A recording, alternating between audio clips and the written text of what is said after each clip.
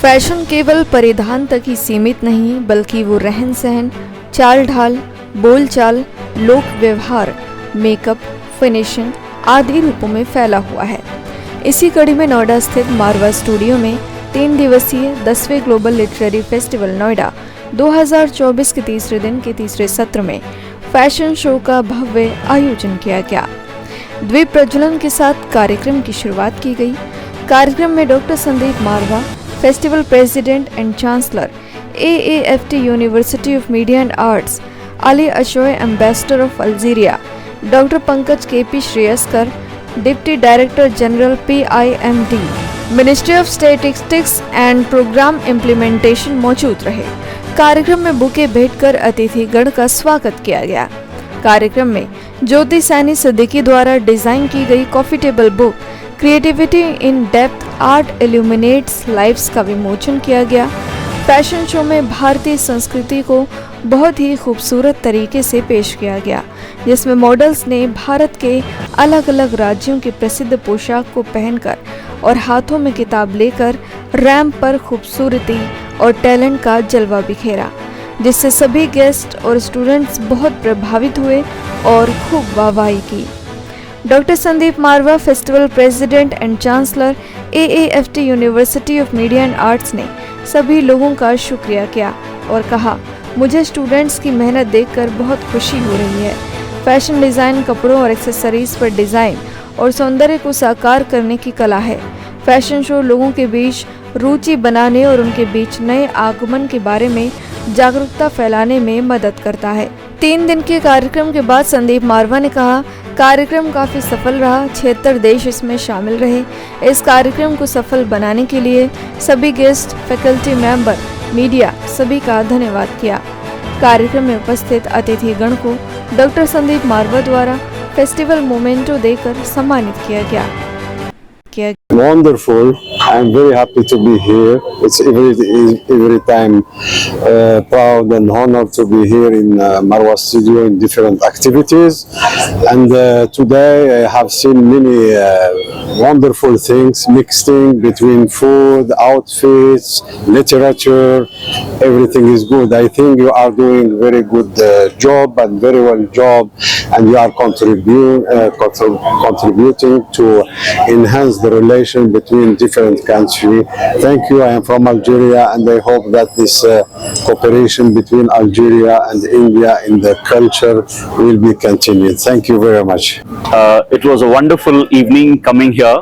It was a great pleasure seeing the expositions of the young students, the fashion designers, and a mix of the confluence of the literature along with the fashion.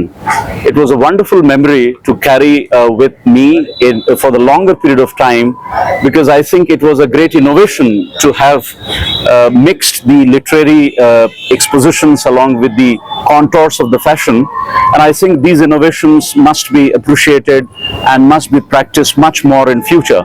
And I think such experiments are long overdue, and I believe that if such expositions are kept on being continued most of the times, I think the young students will get greater exposure, not only the fashion, but it will be solid grounded on the literary platforms. Wish you all the very best to this institute, to the president Dr. Marwa, as also to the youngsters and the future students who are going to come back to this, and also to the faculty members. Thank you so very much. 10वें global literary festival Noida 2024 के तीसरे दिन के आखिरी कार्यक्रम से मैं बाहर आया हूं। मैं गदगद हूं, बहुत खुश हूं, बहुत उत्साहित हूं, प्रोत्साहित हूं, और जिस खूबसूरत ढंग से AAFT school of fashion and design के तमाम बच्चों ने जो प्रेजेंटेशन दी है रैंप के ऊपर, वो देखते ही बनती थी। चाहे वो मॉडर्न हो, चाहे वो साड़ियों का रूपरेखा तैयार की गई हो, चाहे वो विभिन्न देशों को लेकर ड्रेसेस तैयार की गई हों, मेरे पास कोई शब्द नहीं है इन बच्चों की तारीफ करने का। इन्हें 30 दिन का टाइम दिया गया था। उस 30 दिन के अंदर इन तमाम बच्चों ने दुनिया भर को लपेटकर एक रैंप के ऊपर इस खूबसूरती से बसेरा बसेरा है, जैसे नदी समुद्र में जाके मिल जाती है। और एक भी कुर्सी शायद खाली नहीं थी, कुर्सी और लोगों पे लोग चढ़े हुए थे, क्योंकि लोग इस खूबसूरत फैशन शो को मिस नहीं करना चाहते थे और हर चीज का उसमें भाव था। बहुत ही, मैं तो कहूंगा कि इमोशनल फैशन शो था, क्योंकि आखिरी राउंड जो था वो उसमें सारे प्रदेशों को लेकर और विभिन्न ढंग से किस प्रकार से वहां की औरतें साड़ी और मेकअप और ज्वेलरी पहनती हैं उसे दर्शाया गया था। और उसी प्रदेश की जो चर्चित किताब है उसको लेकर रैंप के ऊपर मॉडल जो है वो बड़े खूबसूरत ढंग से चलकर लोगों के सामने आई थी। तो जो हमारा मकसद था इस पूरे ग्लोबल फेस्टिवल का वो पूरा होता नजर आया, क्योंकि हम इसी फेस्टिवल के जरिए आम जनता तक, स्टूडेंट्स तक और जितने भी लोग यहाँ आए हजारों की तादाद में, उन तक ये खास मैसेज पहुंचाना चाहते थे कि पढ़िए, लिखिए और हमारे साहित्य को संभाल के रखिए, क्योंकि जब आप लिखते हैं तो वो इतिहास बन जाता है और जो इतिहास है उससे साहित्य बनता है और साहित्य से जो है संस्कार बनते हैं और संस्कारों से देश की परंपरा बनती है। ये हमने हमेशा माना है और इसी चीज को हम लोग यहाँ पर इस फेस्टिवल के जरिए आम जनता तक पहुंचा रहे हैं। सर, साहित्य और फैशन को जोड़ने का विचार आप लोगों के पास कैसे आता है? ये हमेशा रहता है, मेरी ये हमेशा सोच रही है कि कलाएं जो हैं वो उन्हें हर कला को मौका देना चाहिए। जब आपको कोई अच्छा प्लेटफॉर्म मिले तो जहां गीत हुआ, संगीत हुआ, जहां फैशन शो भी बीच में आया, किताबों की रिलीज हुई, उसके साथ साथ कवि सम्मेलन हुआ, मुशायरा हुआ, वार्तालाप हुई, सेमिनार और वर्कशॉप हुई, तो हमने कोई भी ऐसी चीज नहीं छोड़ी जो किसी फेस्टिवल में कभी भी कहीं करवाई गई हो।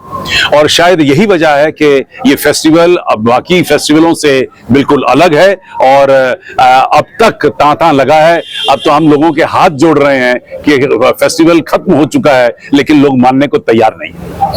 Thank you very much.